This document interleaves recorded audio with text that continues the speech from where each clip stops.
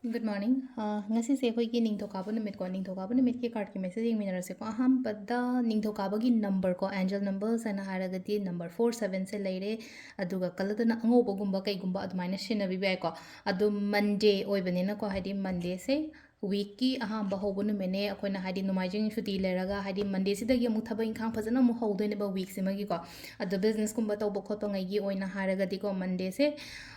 thoughts afaba maga loinana adumaina gumba start tobiyo ko numit se hadi negative thoughts kumba kai gumba adumaina gumba natabada ko aduga amana leina ko adu khoi chak thongba daina sum keno maha paina ko cheng su matam sida sangom ni khangde chini ni khangde maru amani dai thada ba sangom ka ha sangom powder na te ko sangom anobu gumba leragri sangom anobu chamas sama katang he happy ba adumaina ina cheng su bo ko adu matam da ko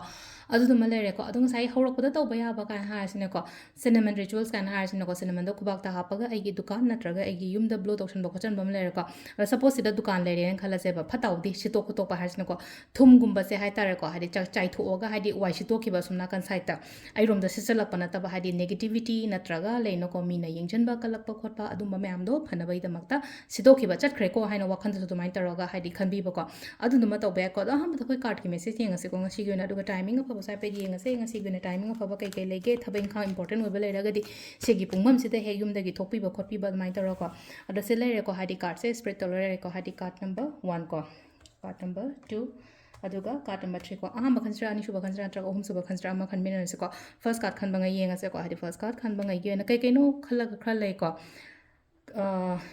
kaino harasne ko khallaga leiba hadi kaino ma mind de click torokpa kholokpa adumba su oina su oigali ko he aduga sida leje hadi khan se khallaga leiriba pot se leino ko hadi khanjana ba thawraga ingonda kana gadrane kana roidrane hadi phagadrane pharoidra hadi chamam naraga dumai tor leiba do hai tare ko thought se amakhak lai se hadi creative thought su yamna lei shagi oina ko ideas kumba kai gumba su yamna lei ata su implement tawdana sum leiba dum haji phabu dum pangthok tan dum leiba ngasi su harsine ko tawge khotke haraga adum alijale taw leiba hai tare ko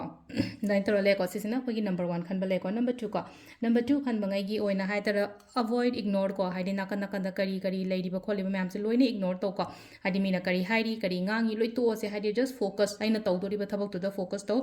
aduga se leino ai phangda ya de ai ngasi oide ya de haina khalaga dumaina gumba thabak to biba kem ta atei atei kem ta wakhan ai jai kem khan bi da ba ko number 2 khan bangai gi oina le ko number 3 ko number 3 gi oina haraga di positive yam oyo ko ngasi se haitare positive yam na oyo hope thamo haidi life ki na haitar ko leina ko selena ngasi se akoi gi leina ko haidi positivity hope thamba asha ma kai ma thamba thaba jo ma e asa sa gala chat ma thaba to ma thamba e ngasi se haidi oira ko ya habi confident ma ga loina na do main tor ko hope thamo positivity oyo ishor na ai gi damakta mi leite har ga shor lei ko haina do main dom khan bi bo ko sin akoi gi card ki message le ko timing sa pe yenga se ko timing na yu ki pung mari ga minute kun manga deina tor ko minute tare phong le ko adagi amu pung tare ka minute yang khai deina mapan ga minute kun trai thoi phong lere adagi yung baro ga minute yang khai ni pan dagi na nungda wairam gi tare ka minute kun humdoi phong lere ko aduga nungdang gi na mapan ga minute yang khai ni pan dagi na trama thoi ga minute tranga phong lere ko aduga